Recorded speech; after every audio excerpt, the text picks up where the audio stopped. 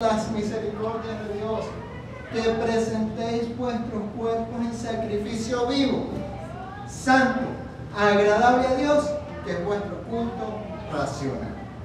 Entonces, si uno empieza a leer el capítulo, te lee eso rapidísimo, y sigue leyendo, ¿no? Pero si tú te pones a ver cómo sacrificio vivo, dímelo, Adrián, ¿cómo un sacrificio vivo? Vivo en la práctica, en el día a día. Entonces, bien, primero vamos a hacer la distinción entre el sacrificio vivo y el muerto. El muerto era cuando estábamos bajo la ley y estábamos en el círculo vicioso de que pecábamos y entregamos un sacrificio, el primogénito, el mejor, etc. Allí a Dios nos perdonaba, fallábamos otra vez, otro sacrificio, fallábamos otra vez. Entonces se volvió un chiste, porque hasta negocio le sacaron esos sacrificios, ¿verdad? Entonces se volvió el chiste del sacrificio, el pecado, y el ofrenda otra vez, y perdonado otra vez, y seguimos en lo mismo, y todo chévere. Y Dios dijo, bueno, no, ya, vamos a hacer el último, perfecto y eterno sacrificio, que es entregar a su Hijo unigénito, ¿verdad? Como lo dice Hebreos 9:14. ¿Cuánto más la sangre de Cristo, el cual mediante el Espíritu Eterno se ofreció a sí mismo sin mancha a Dios, limpiará vuestras conciencias de obras muertas para que sirváis al Dios vivo? Entonces eso es lo más grande que nos ha pasado a todos nosotros en el mundo, en el planeta, desde que existe el mundo. Se entregó nuestro Señor Jesucristo como ese sacrificio vivo para perdonarnos y que nosotros sirvamos al Dios vivo. Entonces ya entendemos que ya no hay más sacrificios humanos, ahora hay sacrificios vivos. ¿Okay? Nosotros tenemos que entregarnos el sacrificio vivo. Y estoy seguro que no les he explicado nada que no supieran. Todavía seguimos la pregunta: ¿cómo es entregar el sacrificio vivo? Entonces vamos a la práctica. En el día a día, ¿cómo puedes tú entregar tu vida en un sacrificio vivo? Voy a partir de primera de Juan 2:15. No améis al mundo, una primera exhortación, ni las cosas que están en el mundo. Si alguno ama al mundo, el amor del Padre no está en él. Si tú amas al mundo, no amas a Dios, pues el amor de Dios no está en ti. Así de sencillo, porque tú estás amando al mundo. Porque todo lo que hay en el mundo es los deseos de la carne, los deseos de los ojos y la vanagloria de la vida. Es decir, fuera de Dios, lo único que vas a encontrar son los deseos de la carne, los deseos de los ojos y la vanagloria de la vida. ¿Qué es eso? Básicamente tenemos que alejarnos de nuestro sacrificio vivo. ¿Qué es? Alejarnos de esas tres cosas. Y al final eso es alejarnos del mundo. ¿Qué es lo que vas a conseguir en el mundo? Los deseos de la carne. ¿Ustedes se acuerdan de la pirámide de Maslow? Una vez la vimos aquí, tus necesidades físicas. Bueno, ¿qué son? La alimentación, vestido, intimidad, relacionarte con otras personas. Son necesidades físicas que tenemos que satisfacer. El problema es cuando las quieres satisfacer en exceso, cuando ya no estás comiendo para satisfacer que no te vayas a morir de hambre o estar bien, saludable, etc., sino que ya estás pasado, ¿no? O ya no estás bebiendo lo suficiente, sino que estás entregado a la bebida. O ya no estás buscando la intimidad con otras personas, sino que estás buscando satisfacer deseos a través de la pornografía o de varias relaciones. O sea, se va en exceso. La satisfacción, que debería ser normal, buena, sana, que tienes que cubrir unas necesidades, entonces se te fue al exceso. Entonces, apartémonos de los deseos de la carne, que son deseos, que son más allá de las necesidades básicas, ¿verdad? Entonces, primero, eso es lo que encontramos en el mundo. Un deseo de más, de consumismo, siempre más. Segundo, los deseos de los ojos. Entonces están allí nuestros ojos siempre viendo, ¿okay? En vez de estar viendo para arriba, en vez de estar viendo a Dios, yo estoy viendo al vecino y a su nuevo carro. Y estoy viendo a la vecina y a su nueva cartera. Y estoy viendo siempre al de al lado, ¿verdad? Porque ahí están los ojos. Los ojos, en vez de estar viendo las cosas buenas, estamos viendo la codicia. Oye, yo quiero también esa cartera. Oye, yo quiero también ese camioneta. Porque es que querer y aspiracionar una cartera bonita, una camioneta buena, no es malo. En sí no es malo aspirar a ser mejor. Dios no quiere que uno esté desnutrido, ni pobre, ni nada de eso. Pero el problema está cuando uno se vuelve materialista y entonces el materialismo está sobre Dios. Entonces ya no hay tiempo para Dios, no hay tiempo para la iglesia, porque el dinero, porque el carro, porque las cosas, y el vecino tiene y yo no tengo, y la vecina se compró y yo no me compré. Entonces en eso se nos va, ahí empieza, bueno, la caída libre del chisme, de la envidia, de las batallas, etcétera, etcétera. Entonces esa es la segunda cosa que encontramos en el mundo. Y la tercera cosa que encontramos en el mundo es la vanagloria de la vida. El gran yo soy, yo hice, yo puedo, gracias a mí, ¿verdad? Y entonces, miren, ¿cuál es el punto allí? ¿Qué malo habría en que yo me vea al espejo y le diga, oye, que bien me veo, mira, peinadito, limpiecito, las mujeres arregladitas, con buen vestido? No tiene nada de malo, ¿verdad? Porque hasta la palabra dice que nos va a vestir como lirios, ¿verdad? El problema está en cuando ya aparto la mirada de Dios y entonces empiezo a pensar en mí. Entonces aquí yo me pongo la coronita ahí, como bien lo dice la vanagloria, la gloria que no sirve para nada, y entonces tú te crees que tú eres tú, y que lo has logrado por tu fuerza, y porque yo soy un trabajador y mi fuerza, yo trabajo, no como el vago aquel que no trabaja, yo sí, no sé qué cosa, ¿no? Entonces aquí es donde empieza la vanagloria y el desvío, porque hay que entender que las bendiciones y la victoria la da Dios y no la obtiene una con su propia fuerza. Entonces ya tenemos claro que nuestro sacrificio vivo básicamente consiste en que nos alejemos de esas tres cosas que hay en el mundo, que al final es lo único que tú vas a conseguir en el mundo, no vas a conseguir nada más en el mundo. Después viene el sacrificio santo. El sacrificio santo lo vamos a ver desde el punto de vista de la lógica de Dios que vimos la semana pasada. ¿Usted es o no es? O sea, si usted es santo, es santo. No hay un no santo. Y la no contradicción. Nada puede ser y no ser al mismo tiempo. Usted no puede ser santo y no puede ser no santo al mismo tiempo, ¿verdad? Usted no puede ser cristiano y no soy cristiano al mismo tiempo. Soy cristiano de lunes a jueves, el viernes no, el sábado cada 15 días sí soy, el otro 15 días no soy, y el domingo sí soy porque voy para la iglesia. O sea, eso no puede ser, ¿verdad? Porque no es lógico. Y Dios es un Dios lógico y racional. Y tercero, la ley del tercero excluyó todo de ser o no ser, no hay tercera vida. No, yo soy cristiano, pero de los laicos, de la denominación. No, hay una sola denominación, la que está escrita. Pero no hay tercer camino, no hay cristianismo laico, no hay cristianismo más próspero que el otro, nada de eso. Hay una sola doctrina que es la que está escrita. Y al igual que uno interpreta y saca algunas cosas y crea sus doctrinas, pero es que eso no existe. O sea, o usted es santo o no es santo, básicamente así. ¿Ok? Y en tercero, ser agradable a Dios. Agradable a Dios es lo que le da belleza a este asunto. Es la verdadera motivación. O sea, ¿para qué me voy a alejar del mundo? ¿Para qué voy a ser santo? Simplemente y únicamente y totalmente para agradarle a Dios. O sea, eso es lo que le da la belleza, eso es lo que le da la poesía, eso es lo que le da el verdadero motivo a todas las cosas que hacemos nosotros. Agradarle a Dios. Mira lo que dice Isaías 43:4. Porque a mis ojos fuiste de gran estima, fuiste honorable, y yo te amé. Daré pues hombres por ti y naciones por tu vida. Qué maravilloso, hermano, que te levantes en la mañana y tú digas, oye, yo quiero que el día de hoy Dios diga que eres de gran estima para mí. Que diga, un hombre honorable. Oye, mi hijo es un hombre honorable, ¿verdad? Que Dios diga eso de ti. O sea, eso es algo importante, porque a veces uno piensa, no veo por las opiniones de los demás.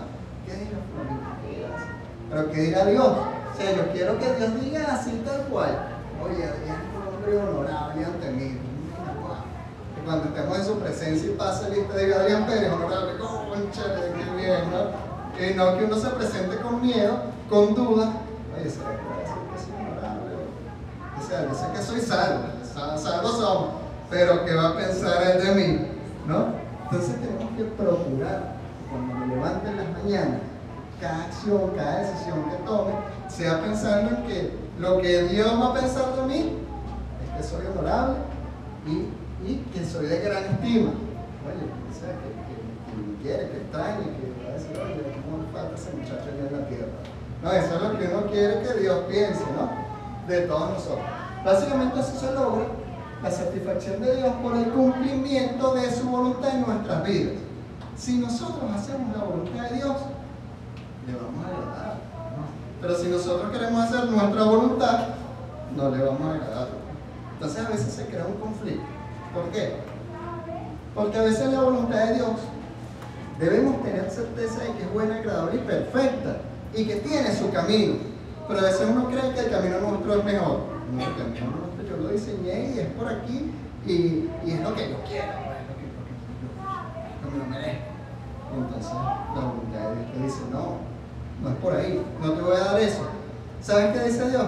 Te va a dar muchísimo más de lo que tú estás pidiendo, porque eso dice la palabra de Dios, ¿verdad? Pero uno anda terco ahí peleando contra la voluntad de Dios. Mira, vamos a irnos más atrás, porque este es el 4, ¿verdad? Vamos a leer desde el 1, Isaías 43 del 1 al 4. Porque ¿cómo llegamos a eso? Que Dios se agrade de nosotros y somos de estima para Él. Así dice Jehová, creador tuyo, oh Jacob, formador tuyo, oh Israel. No temas. Mira lo que dice ahí. No temas. Dile tú a tu hermano ahí, no temas, no tengas miedo. No tengas miedo. Ya no tengas miedo. Ahora dite tú mismo, no tengo miedo. No tengo miedo. ¿Pero por qué no tengo miedo? Porque yo te redimí. Te puso nombre, mío eres tú. Yo soy de Dios. Yo soy de Dios. Tú eres de Dios. Tú eres de Dios. Ajá. Cuando pases por las aguas, yo estaré contigo. Dile, Dios está contigo. Dios está conmigo. Dios está conmigo. Y si por los ríos, no te anegarás. Cuando pases por el fuego, no te quemarás ni arderá la llama. Ya hemos dado este estudio, ¿verdad? Dios no dice, no vas a pasar por el fuego, no. Vas a pasar. Vas a sentir calor, porque eso da calor. Y vas a estar mojado, vas a tener frío. Pero yo estaré contigo. Y a fin de cuentas, ¿qué? Nos va a dar la victoria. Amén. Porque eso es lo que está escrito. Ahí no dice, no, bueno, por el final. Victoria. Victoria al final. Porque yo, Jehová, Dios tuyo, el Santo de Israel, soy tu Salvador. ¿Quién es nuestro Salvador? Dios, nuestro Señor Jesucristo. A Egipto he dado por tu rescate, a Etiopía deseaba por ti. Y ahí viene el versículo 4. Porque a mis ojos fuiste de gran estima, fuiste honorable, yo te amé, te daré pues hombres por ti, naciones por ti. Entonces, qué bueno es que Dios piense que somos de gran estima, que somos agradables a Él, porque vamos a pasar por ríos, y vamos a pasar por fuego, y vamos a pasar por pruebas, y Él va a estar allí con nosotros dándonos las victorias. Entonces, a quien a mí me da la victoria, yo sirvo, y es mi Señor Jesucristo, ¿verdad? No hay duda. ¿Cuál es el problema allí? ¿Cuál es el problema allí? A veces, esto que estamos predicando hoy, uno no se lo cree. Vamos a volver a leer Romanos 12:2 que nos lo aprendimos la semana pasada. Ese es nuestro culto racional, para tener la renovación de vuestro entendimiento, para que comprobéis cuál sea la buena voluntad de Dios agradable y perfecta. Para que comprobemos, necesitamos la renovación de nuestro entendimiento. Tenemos que aprender a pensar de nuevo. ¿Qué es lo que te impide ver y comprobar? ¿Qué te impide comprobar? O sea, tener de verdad. ¿Qué te impide vivir la voluntad de Dios que es buena, agradable y perfecta? Muchas veces es nuestro pensamiento, nuestra forma de pensar. Hay que renovarla, hay que cambiarla, hay que mejorarla. Porque si no cambiamos nuestra forma de pensar, pues ¿cómo entonces vamos a entender cuál es la voluntad de Dios? Si seguimos pensando lo que yo creo, lo que yo aprendí, lo que me enseñaron mis padres, y no estoy aprendiendo lo que dice la palabra de Dios, ¿verdad? 3 recordatorios antes de continuar con la prédica. No temas, somos de Dios y Dios es nuestro Salvador, ¿sí? Tres paréntesis allí para que tomen nota de eso y le tomen hasta una foto. Entonces, Mateo 16:21, vamos a ver un ejemplo. Nuestro Señor Jesucristo. Desde entonces comenzó Jesús a declarar a sus discípulos que le era necesario ir a Jerusalén y padecer mucho de los ancianos, de los principales sacerdotes y los escribas, y ser muerto y resucitar al tercer día. Entonces Pedro, tomando la parte, comenzó a reconvenirle y decirle: vale, ¿para qué vas a pasar por ese sufrimiento, por ese fuego? No, aléjate. Le dice, Señor, ten compasión de ti, en ninguna manera te acontezca esto. Pero volviéndose dijo Pedro, quítate delante de mí, Satanás. Me eres tropiezo porque no pones la mira en las cosas de Dios, sino en las cosas de los hombres. Definitivamente Pedro no había cambiado su forma de entender las cosas, no había entendido la voluntad de Dios, que era salvarnos a todos nosotros a través del sacrificio vivo, ¿verdad? Y Pedro quería quedarse en la zona de confort. Decir, pero Jesús, ya la gente está creyendo, tú haces milagros, ¿para qué vas a pasar por esa situación? No, que voy a resucitar al tercer día. ¿Para qué? Vale, no pasa por la disciplina, no pasa por la prueba. Ya estamos bien así. Y a veces uno piensa así, no, la disciplina, la prueba, no, yo estoy bien así, déjame aquí quietecito donde estoy. Y la voluntad de Dios te dice, no, pero yo te quiero bendecir más, sigue adelante. No, mucho trabajo, mucho sufrimiento, mucho esfuerzo. Sí, ya estoy cómodo, la verdad, estoy confortable. Y ahí sí exactamente. Entonces, ¿qué nos está dando a entender? Que Pedro no había entendido todavía y estaba pensando de la manera equivocada.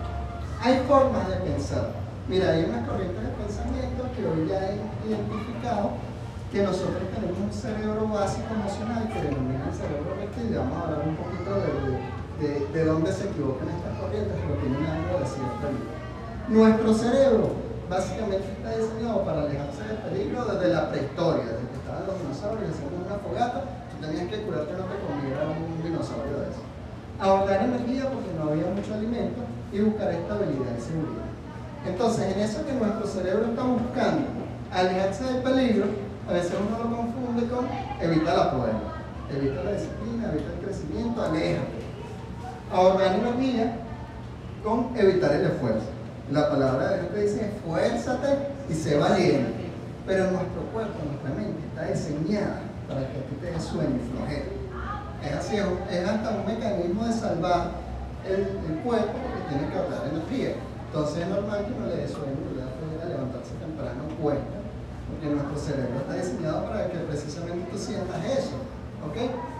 Y la estabilidad y la seguridad, confundirla con el círculo de confort, con quedarse allí. ¿Cuál es el tema? Es bueno aspirar, es bueno pensar. Hay corrientes de pensamiento, como les decía, ahorita hay temas de psicología positiva, inteligencia emocional y una serie de cosas. ¿Cuál es la confusión allí? Hay que esforzarse, hay que ser valiente. El tema con los libros de autoayuda es que buscan que tú te autoayudes tú solo. Y tú te autorrealices tú solo y te encuentres la felicidad tú solo. Y ahí es donde hay una pata coja, ¿verdad? Nosotros que buscamos que Dios sea el que se agrade de nosotros, que Dios sea el que diga, oye, eres de gran estima y nosotros vivir una vida que agrade a Dios. Allí es donde está la verdad. Y ahí es donde las corrientes de pensamiento le falta, digamos, una pata de la mesa. Pero es interesante eso, porque al final tenemos que aprender a pensar más allá de nuestra lógica. Para hacer eso, le voy a dar 3 recomendaciones bíblicas. La primera, hay que tener fe. Principal. Si no tiene fe, nada va a pasar. Al que tiene fe, todo le es posible. ¿De dónde viene ese versículo? Marcos 9:23. Estaba el muchacho endemoniado y los discípulos no podían sacar el demonio, ¿se acuerdan? Y llega Jesús y le dice al papá le dijo, si puedes creer, hay que creer, todo le es posible. E inmediatamente el padre del muchacho clamó y dijo, creo, ayuda a mi incredulidad. O sea, creo pero no creo. Pero es que así nos pasa a nosotros. No le dices, cree, sí, y Jesús va a obrar en tu vida. Jesús, ayúdame en mi incredulidad. Eso no es. Porque es que a veces uno no se cree las promesas del todo. Entonces, Dios es todopoderoso, sí, omnisciente, dueño del oro y de la plata. Sí. ¿Qué le vas a pedir? Bueno, por lo menos una arepita para la noche. Bueno, compañero, que Dios te ayude en tu incredulidad, ¿verdad? Y a mí también, porque es que a veces creer las promesas es difícil. O sea, y yo te pregunto, ¿creo? Sí creo. Pero de una vez hay que decir, Dios, ayúdame en mi incredulidad, ayúdame, porque al final eres tú. Es el Señor Jesucristo, es por tu fuerza, es por tu gracia, es por tu voluntad Entonces, vamos a hacer, sí quiero creer, esa es el asunto. Sí creo y sí quiero creer, porque reconozco que soy débil y reconozco que la mente me juega en contra y a veces me creo débil, a veces creo que estoy solo, a veces creo que el mundo se me va a venir encima y no voy a tener cómo responder y voy a quedarme tirado en el piso. Eso es lo que a veces la mente hace que tú creas, ¿sí o no? No soy el único, a mí me pasa también, uno ve los problemas encima y me chale, ¿y ahora qué voy a hacer? Ayúdame en mi incredulidad. Tú tienes un camino, tú vas a encontrar la solución. Bueno, así igual que el muchacho, que el padre, tenemos que pedirle a Dios muy sabiamente. Él no se hizo el valiente. Él cree, pero ayúdame en mi incredulidad. Él confesó rapidito que no estaba del todo seguro que iban a salvarle al hijo. Y este mismo, versículos anteriores, Jesús les dijo: oh generación incrédula, ¿hasta cuándo he de estar con vosotros? ¿Hasta cuándo os he de soportar? Y le dice: tráiganme al muchacho. Ahí esa es nuestra generación. Ahí estamos todos en esa generación de incrédulos, que todavía no nos creemos esas grandes promesas de Dios. Bueno, tarea, tener más fe y creer y que nuestro Señor Jesucristo nos ayude en nuestra incredulidad. Vamos a ver cómo es que así se tiene fe. Esta es la Virgen María teniendo fe. Mira, Lucas 1:30. Entonces el ángel le dijo: María, no temas, porque has hallado gracia delante de Dios, como nosotros hemos hallado gracias a nuestro Señor Jesucristo, ¿sí? Y ahora concebirás en tu vientre y darás a luz un hijo, y llamarás su nombre Jesús, y tu hijo será grande y será llamado Hijo del Altísimo, y el Señor Dios le dará trono, el trono de David su padre, y reinará sobre la casa de Jacob para siempre, y su reino no tendrá fin. Y ella dice: ¿y ese es mi hijo? ¿Cómo es? ¿Y qué dice ella? ¿Cómo será esto? Pues yo no conozco varón. Le digo: ponle ahí tu excusa cuando estábamos hablando de la oración, que estaban haciendo unas peticiones, se las estaba pidiendo a Dios. Ponle ahí tu excusa. ¿Cómo será eso si yo no tengo plata? ¿Cómo será eso si yo ya tengo 60 y pico? ¿Cómo será eso si yo no tengo ni esposo ni esposa? ¿Cómo será eso si no tengo ni contactos, no conozco a nadie? O sea, entonces ponle ahí tu excusa. ¿Cómo será eso? O sea, ¿cómo Dios va a obrar en mi vida si yo ni siquiera estudié? ¿Cómo me dan un empleo? ¿Cómo voy a tener una esposa? Mi hogar va a vivir en armonía si yo soy un peleón y no va a cambiar, ¿no? Entonces, ponle ahí tu excusa igual que María dice: ¿cómo va a ser eso si yo ni conozco a nadie? Y le paso por ahí. Entonces el ángel le respondió y le dijo: el Espíritu Santo vendrá sobre ti. ¿Vino sobre nosotros, sí o no? Amén. El poder del Altísimo te cubrirá con su sombra, ¿no? Moraré a la sombra de mi por lo cual también el santo ser que nacerá será llamado Hijo de Dios. Y así, esa será su bendición y la nuestra, por lo tanto, esa bendición bien. Pero a fin de cuentas, ¿sabe qué le dijo el ángel? Porque no hay nada imposible para Dios. O sea, esa fue la respuesta que terminó por darle. ¿Sabes cómo? Porque no hay nada imposible para Dios. No tengo plata, no hay nada imposible para Dios. No estudié, no hay nada imposible para Dios. Es que ¿cómo voy a tener hijos si ni me he casado? No hay nada imposible para Dios, pero sigue poniendo tus cosas ahí. Pues. No, es que yo... Y el ángel, y Dios nos responde: es que no hay nada imposible para Dios. Hay que creerlo. Ahí es donde está el reto para nosotros, creerlo. ¿Y qué dijo María? Lo que nosotros tenemos que responder. He aquí la sierva del Señor, hágase conmigo conforme a tu palabra. Eso es lo que nosotros tenemos que hacer. Señor, hágase conmigo conforme a tu voluntad. Y ya sabemos que es bueno, que es agradable. Entonces, mi hermano, cuando usted esté en esos pensamientos, recuerde, crea que no hay nada imposible para Dios, diga que se haga tu voluntad y por tu camino. O sea, el camino nuestro es para que tengas un hijo, tienes que casarte, tienes que tener intimidad, pero no es el camino de Dios. Entonces tú no estés poniendo las limitantes tú. El problema entonces está en que las limitantes las ponemos nosotros porque pensamos pequeño. Entonces la exhortación es que hay que pensar en grande. Salmo 2:8. Pídeme y te daré por herencia las naciones, y como posesión tuya los confines de la tierra. ¿Qué te está diciendo? Pídele, pídele, pídele. El suegro dice, el que le pide a Dios y le pide poco está loco. El que le pide a Dios y le pide poco está loco. Oye, pero es que ahí no dice, no pides mucho porque no alcanza para los demás. Pide un poquito, medio pescado para cada uno porque no alcanza. Y no dice eso, ¿verdad?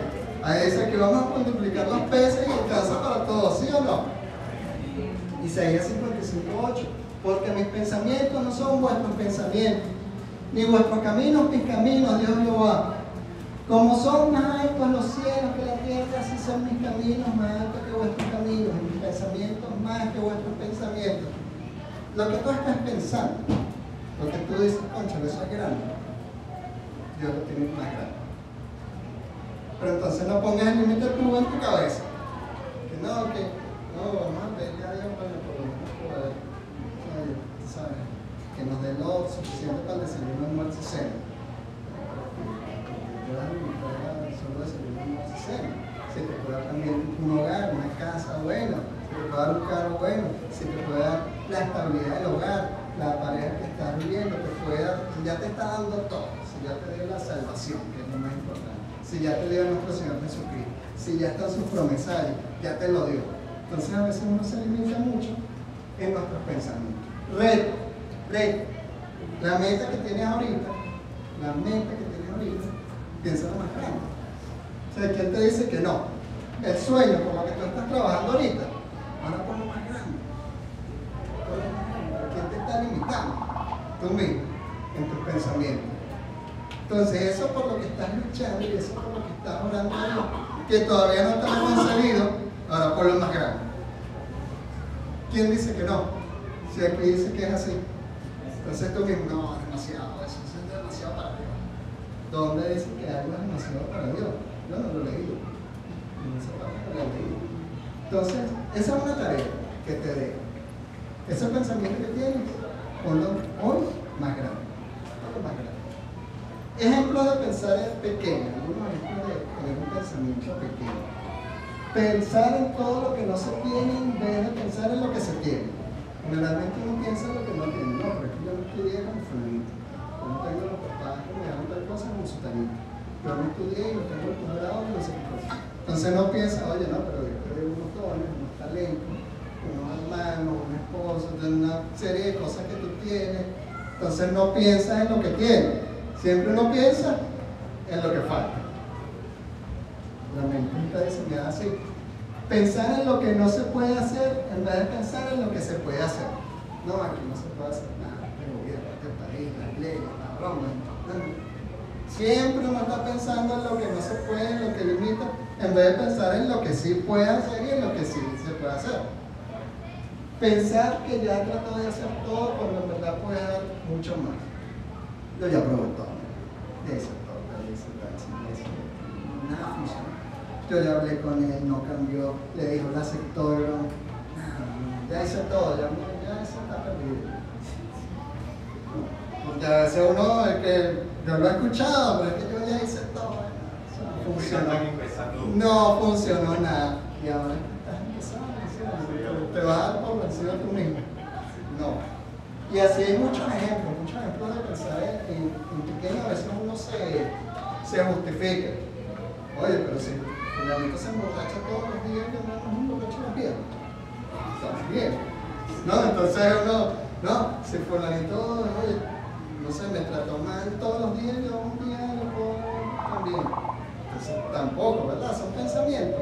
Cuando tú ya estás haciendo pensamientos comparativos con otras personas, es pensar pequeño también. Te estás comparando. En resumen, pensar que estás solo y olvidar que Dios está contigo siempre es pensar pequeño.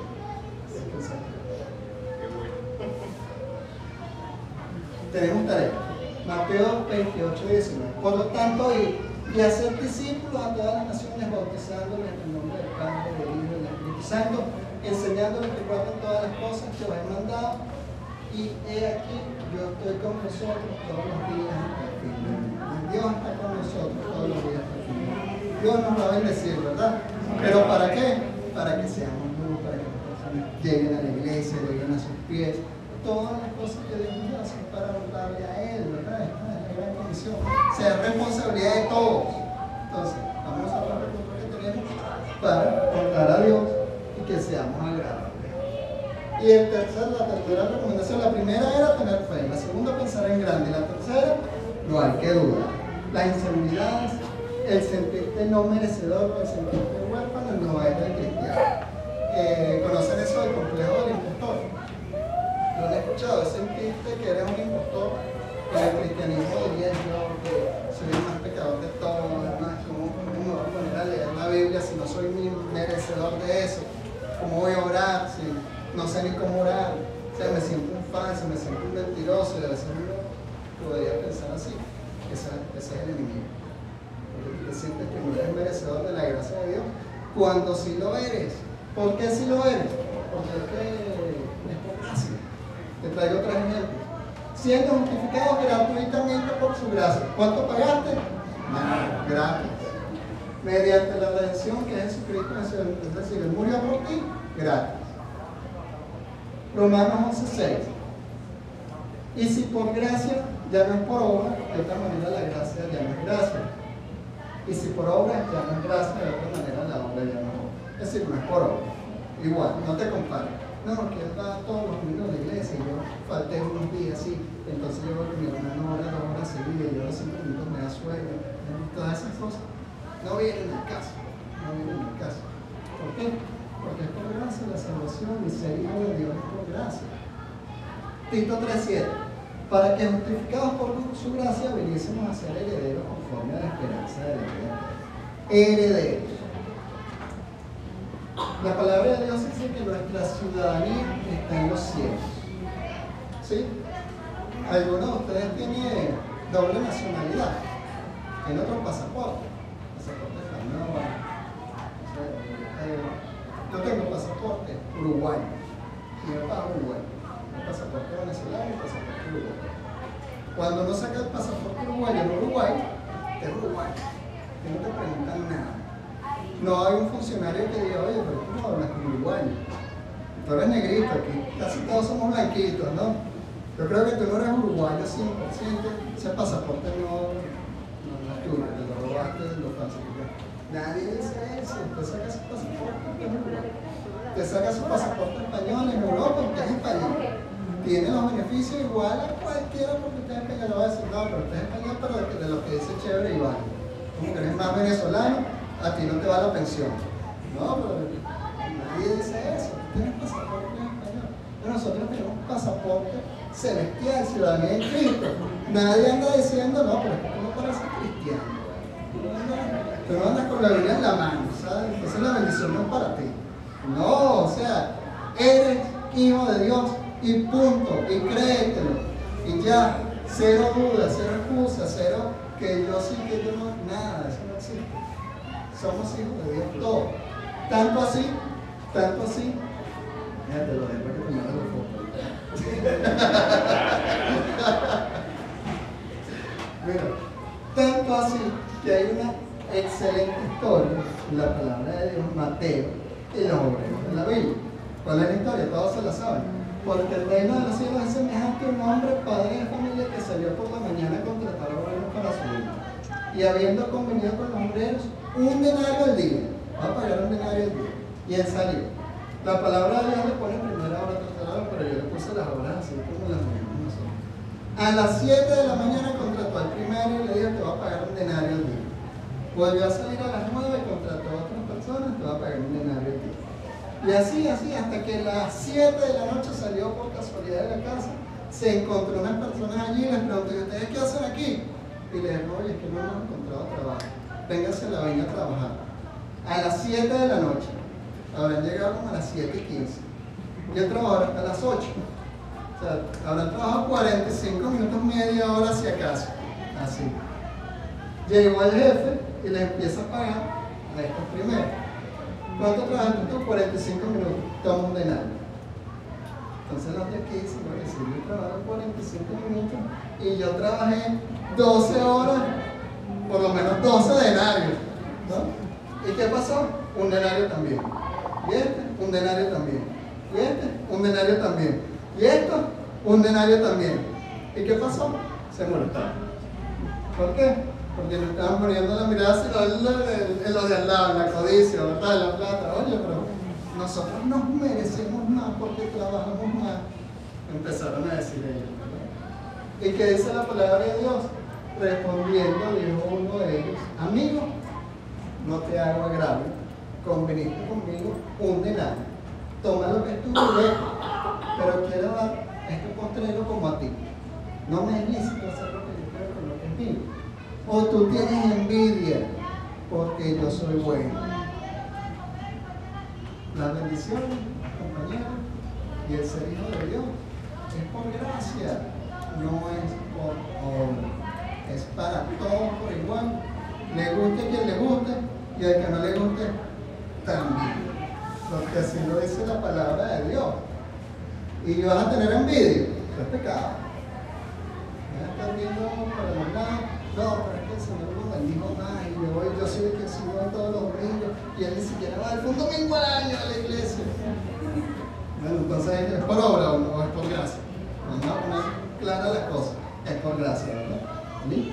Así de sencillo. Entonces, ¿por qué tú te vas a sentir no merecedor, menos bendecido, que no voy para la iglesia porque te van a decir? No, eso no.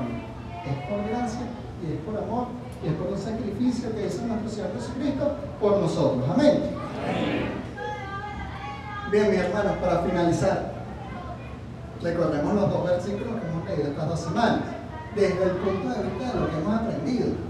Así que, hermanos, os ruego por las misericordias de Dios, dice Pablo, así os ruego, de verdad, que presentéis vuestros cuerpos en sacrificio vivo. Aléjate del mundo, ¿verdad? Que tu vida sea un sacrificio a Dios. Santo, 100% santo, nada de tibios, intermedios, un poquito así, un poquito no. Agradable a Dios, que Dios se enorgullezca en nuestras vidas, que es vuestro punto racional, que es tu nueva forma de pensar. No os conformes a este siglo, no te conformes con lo que hay en la calle, sino que transfórmate por medio de la renovación de nuestro entendimiento. Transfórmate por tu nueva forma de pensar, para que compruebes, para que sientas, para que vivas cuál es la buena, agradable y perfecta voluntad de Dios. Amén. Amén. Les dejo eso de tarea. Tener fe de verdad, pensar en grande de verdad y no dudar nada. Amén. Amén. Bendito Dios, Padre Celestial, te doy gracias, Señor, porque estamos aquí reunidos en tu nombre, Señor, estudiando tu palabra, Señor, recordando tus promesas, Señor. Te pido que renueves nuestro entendimiento, Señor, para que nos ayudes a identificar, a vivir y a esforzarnos, Señor, por vivir tu voluntad.